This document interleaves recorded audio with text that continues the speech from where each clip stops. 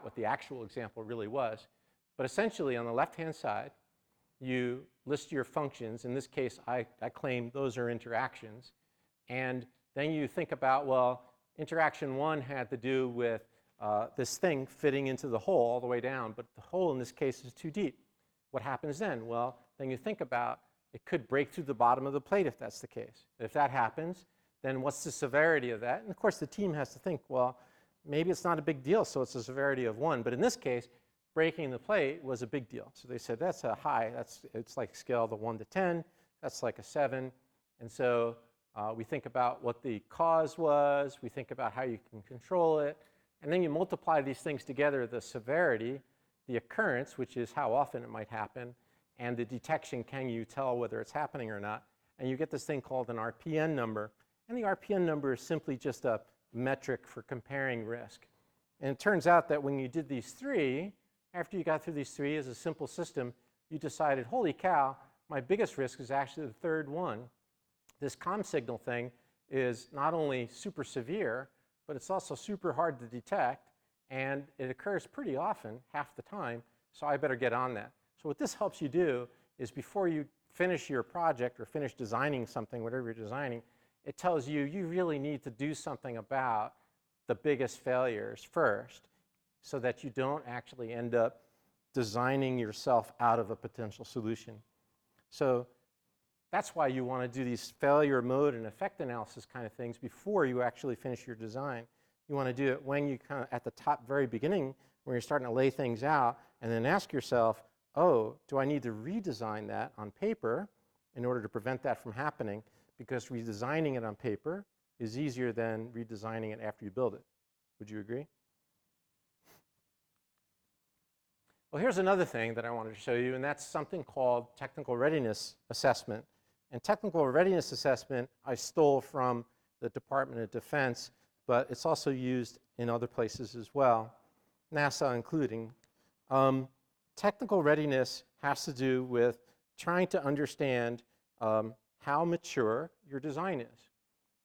So what they've done is they've standardized 1 through 9 these different levels of maturity, of technical maturity, which sounds really kind of stupid, but it's super helpful. The reason why it's super helpful is because now that these things are well defined, you can go every week or every month, however often you need as a team, and together review how far along you are and what the next steps are. So if you can get agreement on your technical maturity with the team and the stakeholders and an independent, I would recommend always having some independent, then you not only get agreement on where you're at, but you also get agreement on what are the things you need to do to finish up to get to the next level. So it helps you not just focus on schedule, but focus on technical maturity. I would argue if you're doing research and development, for instance, the schedule is actually not as important as maturing your technology and making sure you push that. Does that make sense? So I'd recommend this process, and there's plenty of literature and more definitions in the back. So that was technical management. That wasn't so hard, was it? Okay. Technical processes is more what people think about when they're thinking about systems engineering. And that has to do with requirements and architecture, design verification, design validation. This is indeed a part of systems engineering, but it's not the only part. It starts, and I don't know if you could imagine that V that I showed you before in the left-hand most side, that kind of problem space area. It starts with the highest level problem space area, which is business analysis. You know, what does the business want to get out of this thing? Do you want to make money? Do you want to save the world? Do you want to end famine? You know, what do you want? What are the goals? Super high level goals. And then it gets into stakeholder needs and requirements, meaning now decide who your stakeholders are. Who are the people that can veto your project, right? Those are the people you want on your stakeholder list. Interview them. Ask them, what problem are you trying to solve with this project? What do you need from us? Get all of those things written down, and you'll find out, surprisingly, you might have 5 of these stakeholders. 3 of them might not agree. And that's important. That's super important to know. Because if you imagine not knowing that, and you get to the end of the project, and they go to review your project, and 3 of them are like disagreeing with each other what the goal of the project is, you might be screwed. The project might be completely canned. So it's better to get these conflicts out of the way in the beginning. And that's why stakeholder needs analysis is really important. System requirements kind of comes out of that. Once you understand what your stakeholders need, you need to convert that language into something that engineers can build with. It goes from fuzzy things like, I need this product to be safe when they're using it, to I need this product to retract the syringe after they're done using it so they don't cut themselves, right? So that's the different levels of abstraction. System architecture has to do with trying to map out what the vision for your solution is. And you might have multiples, but mapping it out in a way that first is the environment in which your solution lives, and then when you look at your solution, how do you make it into subsystems? Those are kinds of architectures. Another part of system architecture is things that you've probably heard of, like use cases. What's the behavior of the system when the person's using it? And that all is still on paper. The idea is to try to go through those exercises so that you can make better requirements so that you could build a better system, so that you could build a system that the user wants and the stakeholders are happy with. Does that make sense? Okay. And all the rest of that stuff is really cool too, but the things I'm really going to pick on next is system requirements and stakeholder needs. And my friend Chris is going to be back here next week to talk more about system architecture. Before I get off of this slide, I want to point out that at the very end of this is something called disposal. And surprisingly, this is something that engineers forget about. And so I'd like to ask you to remember this, that when you're designing something, you should take responsibility for what happens at the end of its life. So if you're making a disposable pointer, are there chemicals in here that are going to kill the environment? Something you need to think about. And so a lot of people don't think about disposal, and that's part of the reason why we have a problem with the environment. So as responsible engineers and scientists of the future, I ask that you don't forget about disposal when you're on your projects. Think about the waste that you're going to create and the waste that the millions of your customers are going to create when they're done using your product too. Okay? All right, I talked about the V before. One of my favorite books is For Dummies books. Do you guys know, have you seen those For Dummy books? I love them. I even have the System Engineering for Dummies because I love it. It's a great little reference guide. Anyway, I stole this blatantly from them. This is the V diagram drawn very nicely. And it's kind of important because it really, again, talks about the left-hand side defining and decomposing what your system's going to be, the middle being really designing it and building it, and the right-hand side being how do I test to make sure I built the right thing. So on the right-hand side, it goes through the definitions of high-level design, detailed design, yada, yada, all the way down to acceptance testing. You'll see throughout literature V model popping up from time to time. It turns out that V model is one of the most tailored models I've ever seen in my life. If I pull up V model on Google, I'll see hundreds of different ones. And the guy who invented it, Kevin Frostberg, loves it. He's like, this is great, you know, because it's a form of flattery, right? People are using it all over the place. This is something that talks to the importance of requirements, elicitation, analysis, integration, verification, and validation. You've probably seen this. How many people have seen this before? 1, 2. It's a really cool cartoon because basically what it's saying is the customer explained it this way, but that's what they really wanted. And the project leader heard it that way. That looks really dangerous to me. The engineer was like, oh crap, that looks dangerous, let's do that. Right? And the programmer wrote it and he was like, I can't do that. And so sales executive describe it as being fantastic to see the light in the background, right? And it's not even anything real yet. And this is the project documentation. It's kind of a shame. Operations installed it that way. The customer was billed like a roller coaster. The help desk supported it like a cut down tree. This is all they really wanted. And so it really speaks to kind of this thread of misinformation down the line to the customer who's going to be really, you know, disappointed. What does that mean? Does that mean the customer doesn't know how to communicate? Maybe partly, but really what it means is we need to spend more time here figuring out what the customer and the stakeholders really need. We have to ask them Why? We have to ask them questions like, you know, you want a swing with 3 levels? Tell me more about that. You know, if it sounds fishy, we need more information. We should challenge them and really understand it. And we should document it and review it with them along the way. So if we documented it and reviewed it along the way, you wouldn't have that problem. So hopefully in the future, we end up getting there. That's the system engineering dream, is to go from customer to solution and have everyone happy with it. So one of the ongoing messages with the V here is, don't jump to the red zone. Resist it. It's human nature. I even do it. I'm like, hey, I could build something out of that. And I put it together, and I'm like, oh, I'm not sure if that's really going to help anything. Because it's fun to build, right? Everyone loves building stuff. But it's really important to stop yourself, resist it, spend a little more time in the problem space, defining what your stakeholders really need, figuring it out, and then trying to build that into a way to optimize your solution. Remember, trade analysis is in between there. So figure out what the customer needs, try to define some potential solutions, trade them off, figure out what the best one is, include your customer in that, build it, then check to see if you built it right, then see if your customer actually likes what you built, and be willing to go back to the beginning if you need to. That's what the V is all about. Sound simple? All right, I'm like a broken record, right? Stakeholder management. So stakeholder management is really kind of an important thing for you in a project. You really want to have a good communication with your stakeholders.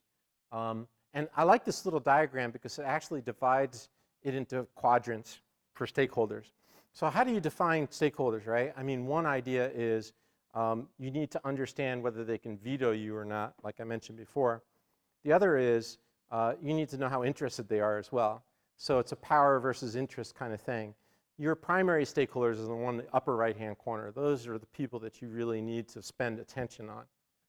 Not to say that you shouldn't spend time helping these people too, but it's these people that you really need to think about. So in the beginning of stakeholder management, I always start with a stakeholder list. I review it with who I think the stakeholders are. Sometimes they add more, and they're like, oh, these other people are concerned too. Or sometimes I'll ask the team members, who are your bosses? Who, are there other people that we need on this stakeholder list? So the stakeholder list is super important. You might know all of them for small projects very easily, but for bigger projects, that's important.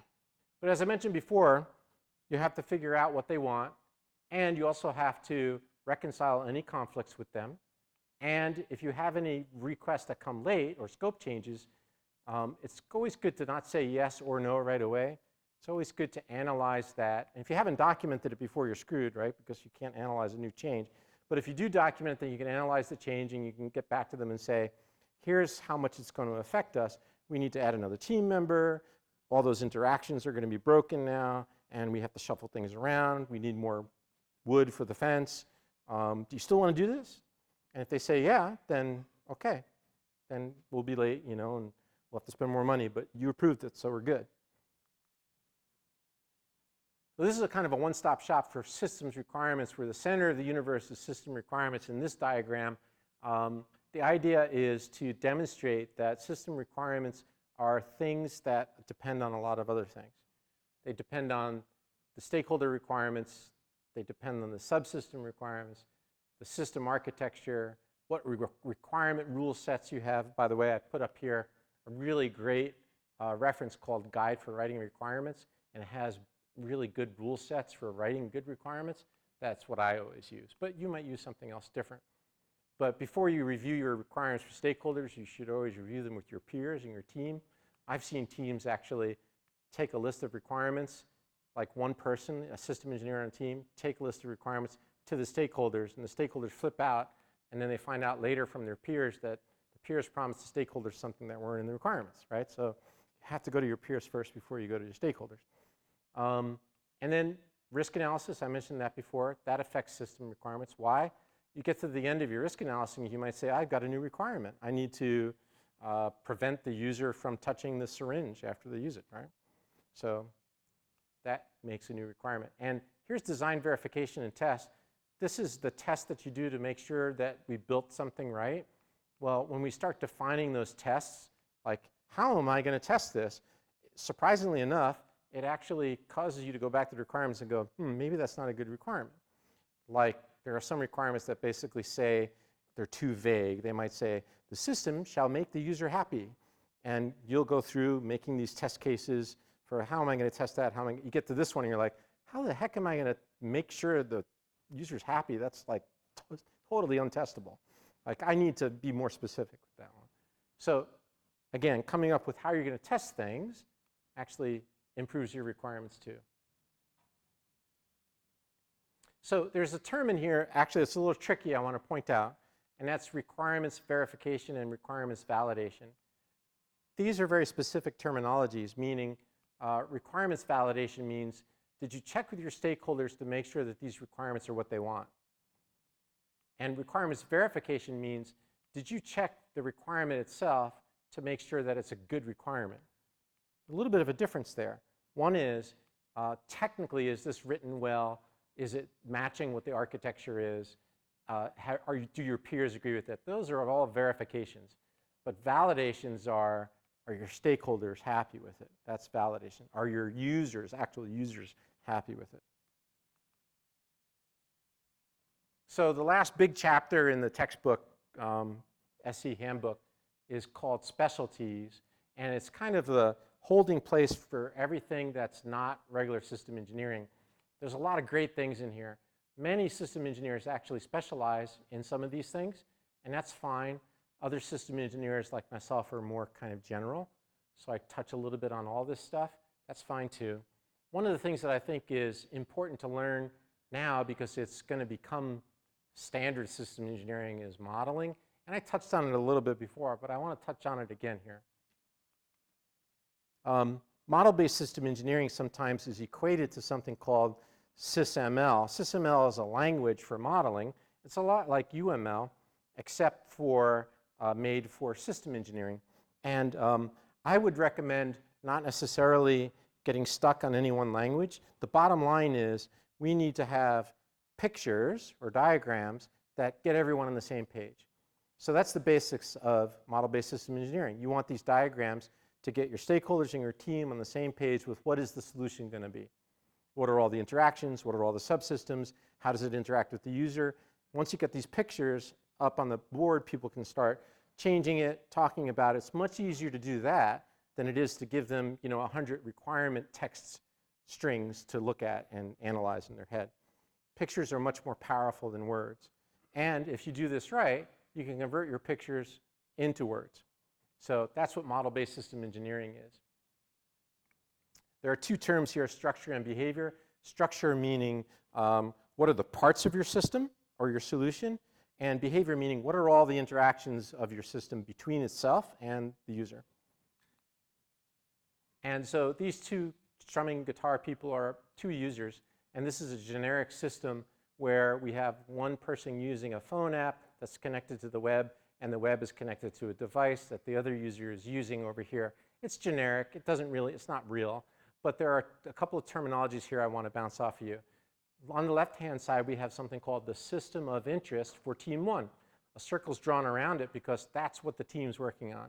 On the right-hand side, we have the system of interest for team two, circled around that because that's what they're working on.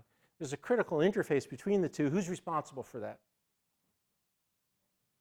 A lot of times that's a problem. And because of that, what I always recommend is have some kind of specification or document or something written down that's an agreement between the two teams that you're going to exchange this kind of information on. That's called an interface control document or an interface specification document. And remember I mentioned before that you can actually derive requirements from these things. In this case, the connections to that user's eyes and that user's hands could mean when the user touches the keypad with a finger, the keypad gives a tactile indication. You can see the arrow back to the finger. And the display gives a visual indication. See that? So by drawing these diagrams, you can actually define your requirements without having to write anything down. Last kind of little tidbit in this diagram world is system of systems. That just means that you have individual systems that are all meant to work together. But it usually means you have different teams too, so it gets really complex. That's the point here. And there's actually 5 systems here, even though you might see 4 in a circle. So there's a giant circle around the whole thing. And if you're part of a system, you need to be concerned about how the whole system acts, not just your little silo. Does that make sense? This is getting close to dinner time, so I thought this would be really good. Product line engineering is a really cool thing to get into. Product line engineering basically means, hey, think about how your product is going to have variables in the future. Design it now so that you can be extensible to making multiple products. They do this with cars all the time. Cars are designed this way. Which model car do you want? Do you want the XE, the LS, or the EX, right? That was all designed way up front. They decided which things were going to be variable and which things were going to be fixed. The fixed common things are the same things in every car. Those variable things are the little add-ons that they can add. Now, those little add-ons aren't random. They're already pre-designed and ready to go. And if you design a product that's extensible like that, you don't have to redesign multiple versions of it over and over again. You design it once, and then you just make it for the rest of its life, 10 years or whatever. That's product line engineering. American Hamburger. So I'm going to run through a summary real quick. We talked about systems thinking, right? And in systems thinking, interactions are key. But also the key point is don't put the solution before the problem. We talked about V diagrams and life cycles and tailoring. Your life cycle definition is super important. You need to tailor for your project. What are going to be your stages and your gates that your project needs to go through to get from the beginning to the end? But don't forget some of the basics. In the beginning, you need to focus on the problem. Don't do the solution first. And at the end, you need to make sure your solution meets the customer's needs or the stakeholder needs. We talked about planning, and here's a simple outline for plans for a student project. And we talked about trait analysis. Trait analysis helps you decide between which solution is best for your application. And it gives you the documentation that you can prove what your first, second, and third best choice are. In fact, it's useful to, in case your first choice actually fails, instead of redeciding this whole thing, just go back to it and pick number 2 and run with it. Do that with your stakeholders. They're already informed, and then you have all the backing you need to do that quick pivot. We talked about failure analysis and how interactions can be just flipped into saying, what happens if it doesn't work? What's the failure mode? And doing this before you actually finish your design so that you can affect the change on paper rather than in physical world. We talked about technical readiness levels and how it's super helpful to benchmark the technical readiness levels of the different parts of your project along the way, and to, instead of just focusing on schedule, focus on helping teammates get to the same level. Because if one person's at technical readiness level 3 and everyone's at a 7, nothing's happening. You're all stuck at a 3. Just once you try to integrate that, it's not going to work. We talked about system requirements and how they depend on many other things, and how you should always make sure you peer review before you stakeholder review, and how system requirements are the center of system engineering universe. We talked about modeling and interfaces, and in this particular case, I showed the keypad, the finger press, the tactile, the visual indication, and device to reinforce the fact that when you're doing modeling, the structure elements become the nouns of your statement, and the interactions become the behaviors or the verbs and the conditions. So you can translate easily, if you know that fact, between diagrams that your team agrees on and the actual written requirement statements. We talked about the American Hamburger, which is an awesome example of a product line. It's making me hungry. So here are some references that I keyed along the way. It's a little bit of a pitch for NCOSE, of course. NCOSE is a not-for-profit organization, so I get nothing out of this other than the idea that maybe some of you will sign up and become student members. It's cheaper than $145. That's what my cost is. For you guys, I think it's maybe $50 or something like that a year. Totally worth it because you get this website access and you get to get into all of these products that I'm talking about. Most of these are free. electronic versions. If you want a hard copy, you have to pay for it, that kind of thing. Once you're a member, you get all that kind of stuff, the electronic copies for free.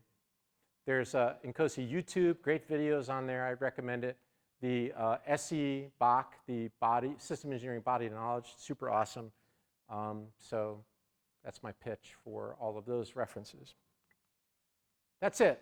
Time for questions and discussions. And if you don't have any questions, I have questions up there for you. Any questions? Yes. Yeah, actually, Pam, I forgot her last name, I apologize, said that she would email them to you all once she gets the sign-in sheet. And feel free to use anything here. If you do reuse anything that I've given attribution to, you know, like in the case of SpongeBob there, I just ask that you also carry on the attribution because I don't have any rights to SpongeBob, for instance. So don't use anything in here that without an attribution. That's all I ask. The templates and stuff, I think if you find them helpful, that's great. Also, my contact information is in here too. If you have any questions or you want or your suggestions for a new revision of a template, let me know.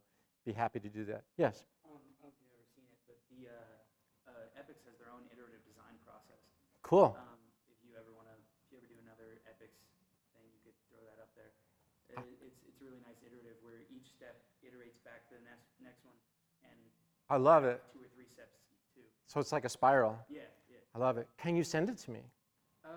I can. If you just look up EPICS Yeah. design and go to Google Images, it should be one of the first ones. All right, cool. Multicolored. Thanks.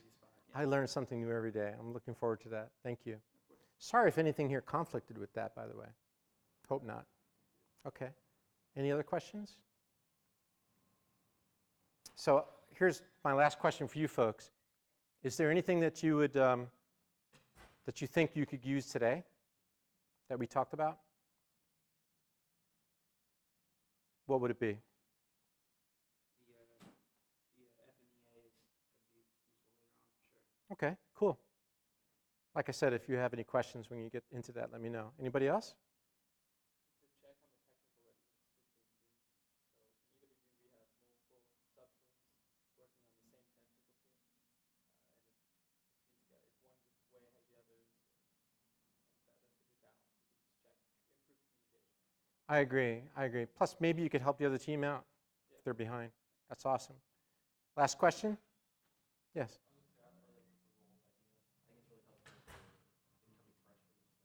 Yeah. Good, I'm glad that's helpful. Definitely. Defined by roles is better than just by names because then you can swap out people much easier. All right, thanks everybody. I really appreciate it. Have a great evening.